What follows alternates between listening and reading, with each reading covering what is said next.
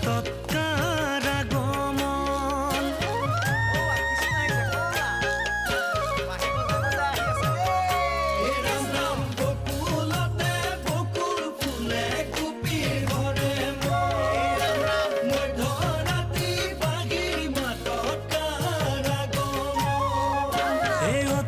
চিকুণ কদম জুপি অতি চিকুণ পাত